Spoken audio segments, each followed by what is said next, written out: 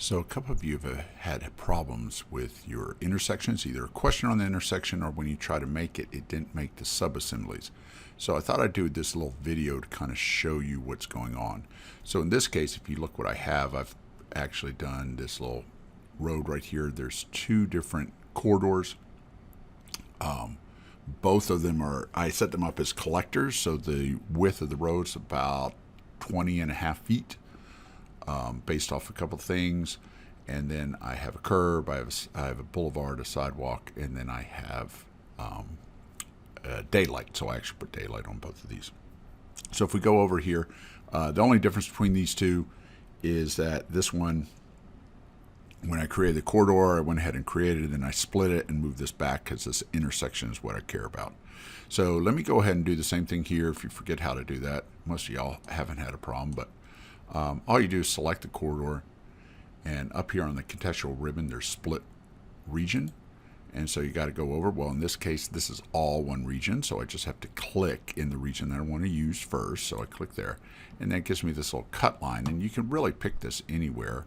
I'm just going to pick it right here because it seems like a good thing to do, and then I'll hit escape because I want it out of the command. And then if you zoom in, you've got these little grips. You've got this one, and then you've got these two. I'm going to grab this one right here, and I'm just going to drag it back beyond that where we're planning to do the intersection, and somewhere back here so it doesn't interfere with that area. So it'll update like that. And then this one I'm going to scooch back a little bit more. So I'll click this little grip, and I'll scooch back to like, I don't know, here. All right, so that's the first part. That's just splitting out. So I have this nice little intersection. Let me just go ahead and show you the assemblies, and then we can kind of work from there.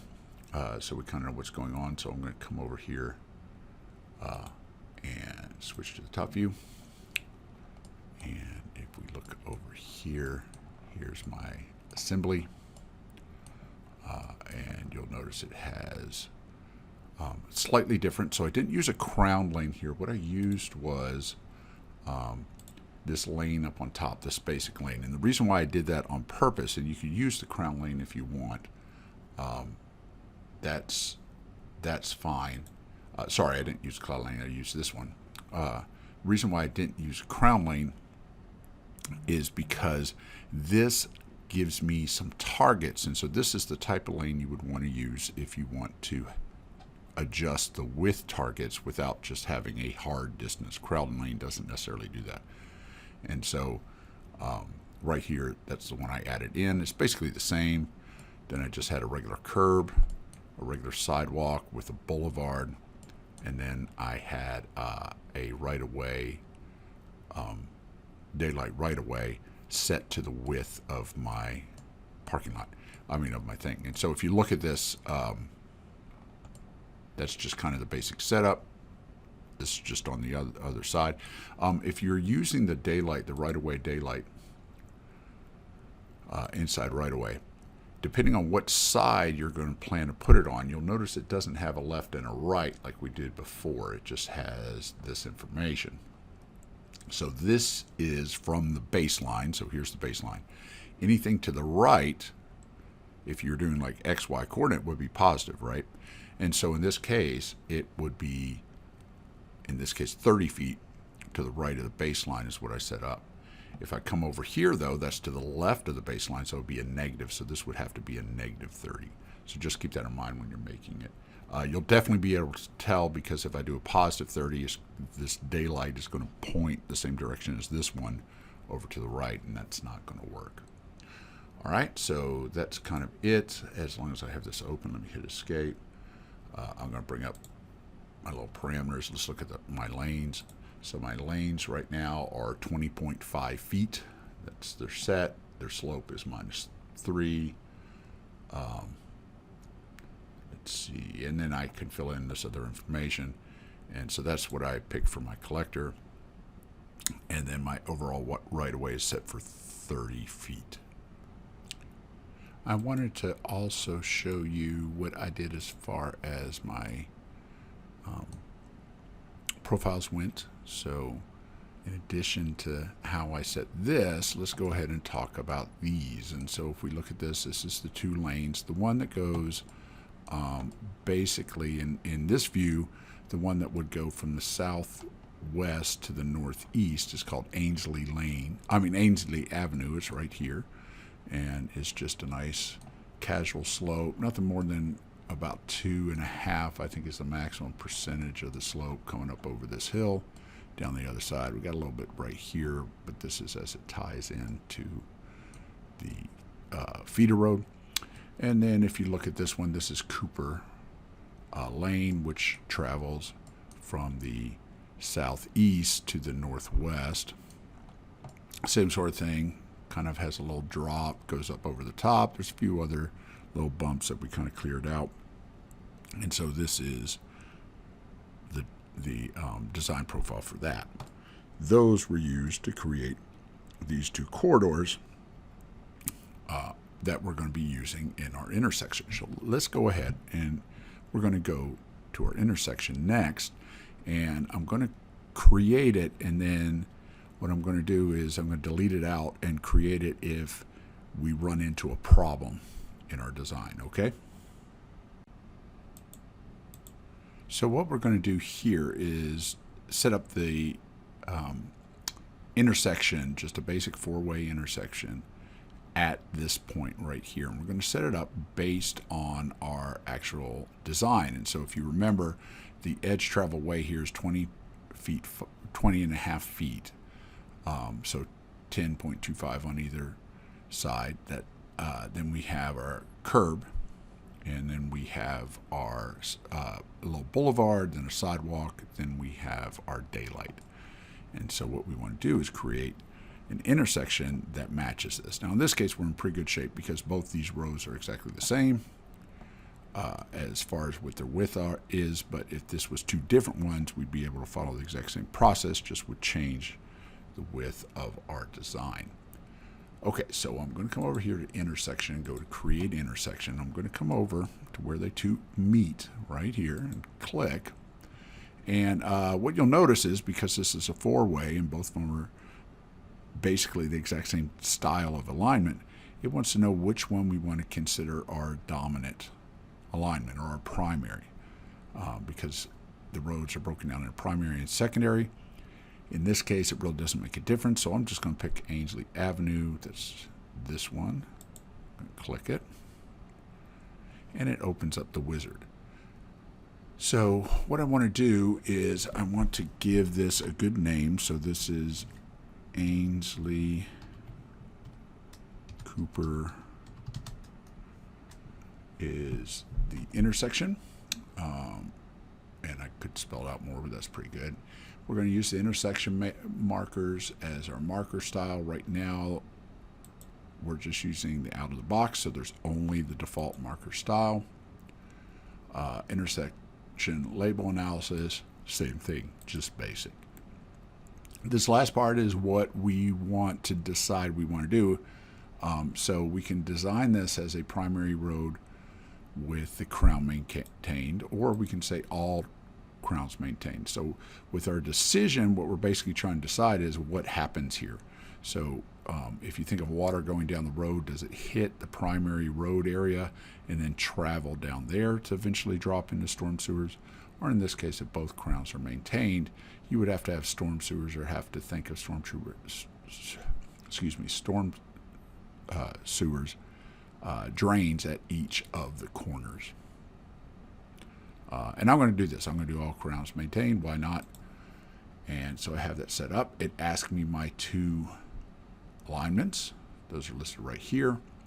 And now we're going to start customizing, because even though these are alignments, it really doesn't know what corridors I'm using, but it's going to use some reference distances and things like that to create its intersection. And so I'm going to come over here. The first one that you got to click on is your offset parameters. If I click on this, I get these distances. And let me move this to one side just so we can. As you select this information, it's going to have different stuff that you can use in your design. So here's 1, here's 2, There's 3, there's 4, and it's basically showing you on the left side or right side. Well, in our case, all of these are 20.5, so I'm going to put that one in at 20.5. Then I'm going to click this. 20.5 down here, 20.5 and 20.5. So these are the travel ways, edge of travel ways of all of those of the alignment on both the left and right side. So that's where we're getting this number. So that's how wide your lane basically is. And in our case, it's 20.5 feet. So we'll go ahead and we'll hit OK. And so now we have that. Now we want to work on the curb returns. And this kind of works the same way, except in this case, instead of having them all listed here in order, what you have is what quadrant you want to have. And if you keep hitting next, it's just going to rotate around for each of your quadrants. And so you could have this set up to be just a standard turn. So this is one. Or you can add a widening, so like a turn lane going in and a turn lane going out. So all of these are just basically that curb going in. And I'm going to change this. Now I'll keep it at default. I'll keep it at 25 feet. So 25 feet for each of these as we go around. So we have that. Now we can talk about curb return profiles. What angle do we want on each of our things? So the crossfall from the center line, what do we want that to be? I'm going to leave these as default.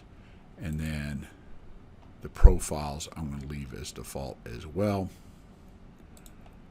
And so really the only ones that I changed here was the offset parameters and set those to the width of the edge of travel way for each of my roads. Now I'm going to go next, and we normally blow through this, but we don't really look at this. But what this is this is where they're going to use each of these custom sections for the design. So there's some for secondary roads, there's some for curb returns and all that, and it's going to try to use all those. We're just going to leave this at default, but here's where some of you are running into the problem, and it has nothing to do with you. I think it just doesn't have a set to grab, and so that's why you're kind of running into problems. So we'll get that in a second. So let me come over. I'm going to hit create intersection. We're going to let it go. And so here it is finished out. And if you look, let's see how good this looks. So right now, let me just pull this up close. And it doesn't look quite right. There's a couple reasons why it doesn't. But I'm going to pull this up close so we can look at it. So we're seeing a lot of different things here. So here's my sidewalk. And then here is my, this is part of my design right here. This is the daylight. And, well, that doesn't look the same. The rows are right. I mean, that's right. The frequency is a little bit off, but that's right. And it looks like it has a curb. And then all of a sudden it has, I don't know what happens. Everything kind of goes to pieces, like this area and all that. And let's just look at what some of these areas are. I'm going to click on this and go edit targets. This is a great way you can check the different regions that are in here. So this one is your primary road full section. Well, this is great, but that's not my primary road full section, so that's not going to work. Okay. Secondary road full section. Once again, doesn't quite look right. Right here, this is a curb return, and the fillets involved. That's a primary road half section daylight left. Curb return fillet, daylight left. And you'll notice some of these don't even have curbs. Some of them don't even have daylight. If they do, they're not targeting anything. So this is kind of okay as far as it has all the sections we need, but it's not the correct assemblies. Well, where did we get these assemblies? These assemblies are the default assemblies when you make an intersection. And so if you're wondering where they end up, they're all the way over here. And let me just hit escape real quick. And we'll go over here and look.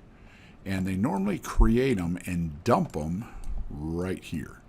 And so if you look at it, here's one. It's secondary road half section, daylight left. Primary road half section, daylight right. Daylight right. And then here's our primary road sections and everything like that. Well, they don't quite look right. If we select this and we go to the corridor properties, under parameters, we get to see everything that made up that intersection.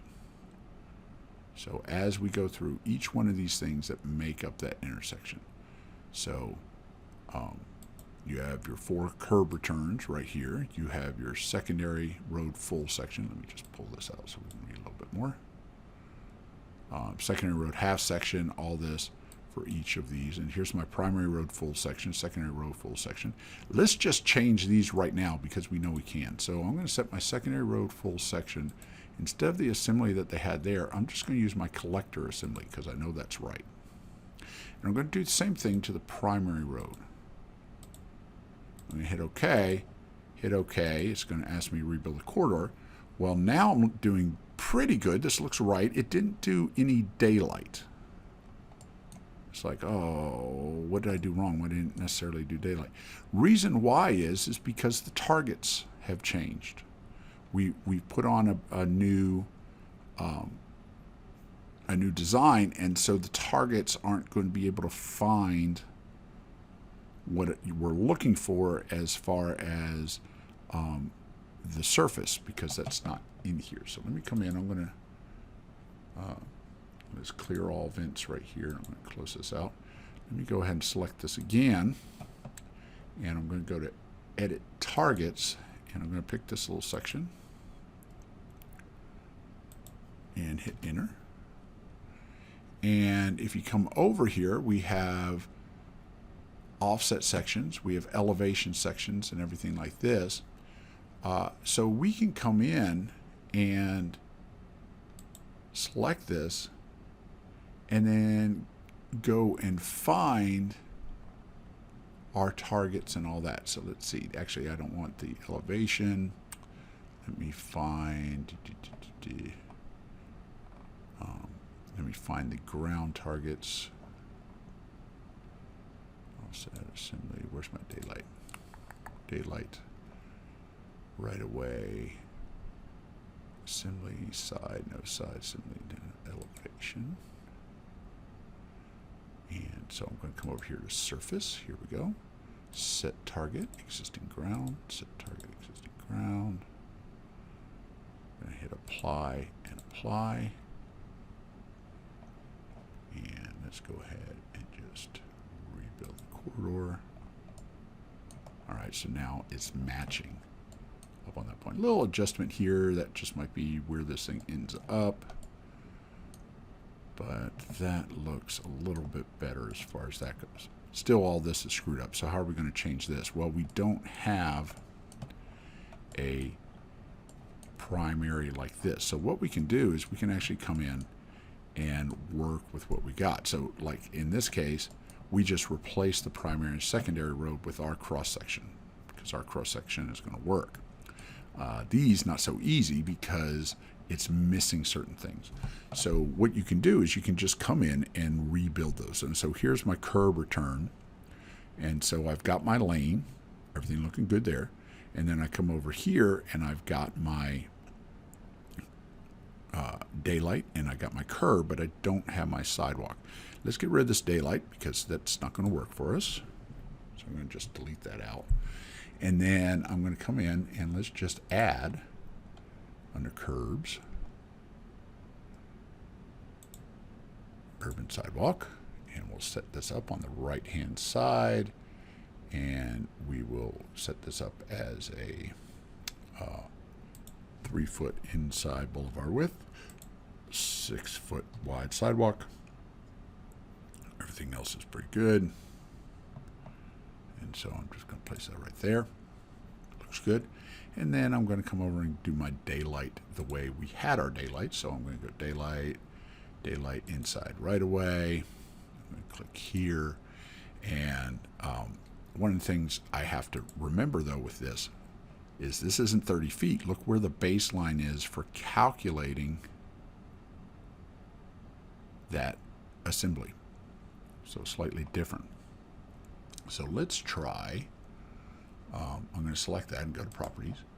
And so this would be 20.5 feet.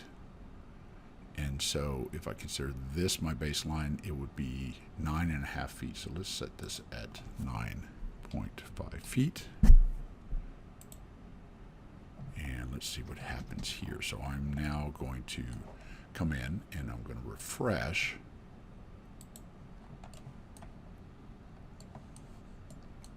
My assembly here. So I'm going to come in, click on it. Let's go. Create corridor.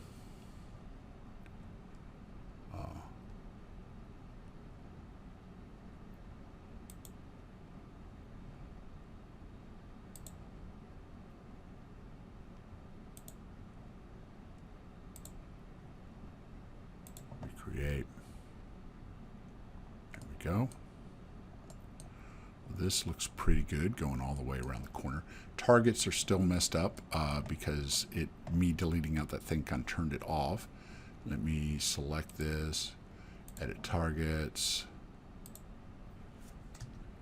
and we're going to set these to existing ground.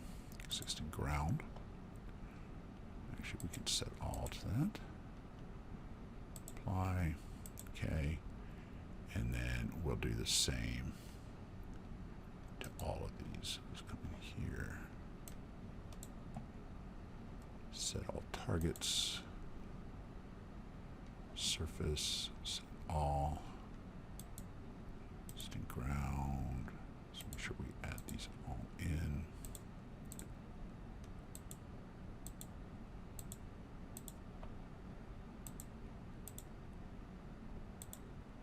And then once we have this all in, we can see what happens here.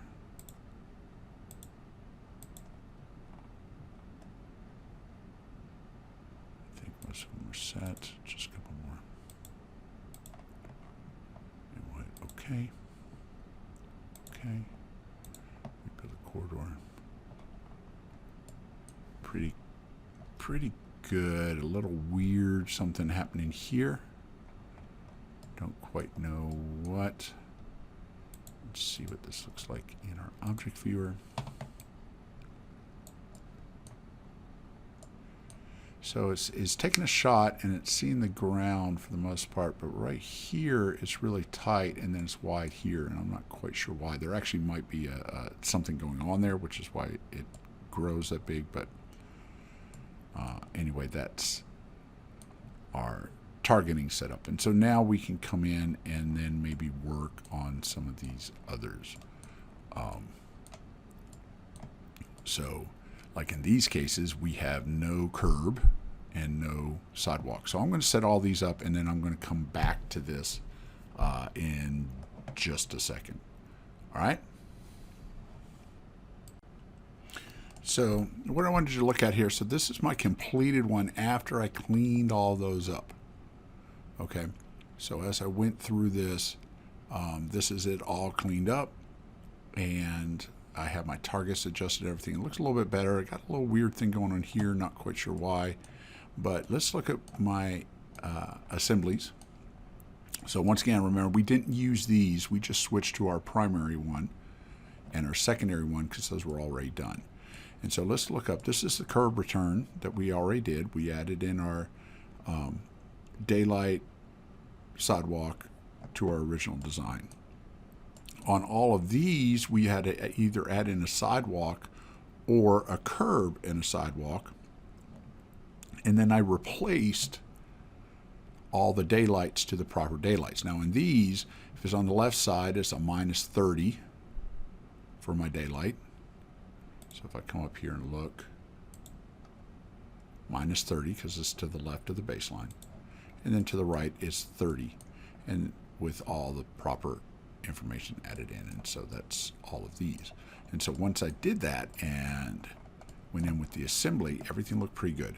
One of the things you may want to check though when you come in here is if you go into the corridor properties and you get to the parameters, go to set all targets and surface, and then just double check these and make sure that the ground targets on the daylights are all looking for that ground. Okay, so that's what you've got to double check as well. Otherwise, everything else should be pretty easily done, and you'll okay, and it'll update. So there's our nice little one. That's step one. Now what I'm going to do is I'm actually going to delete out all of those assemblies and show you what happened. What can you do if the assemblies don't go in? Before I do, let me go over. I'm going to just kind of look at these like so, and I'm going to go ahead and capture these just so we can remember what all they are and what all they look like.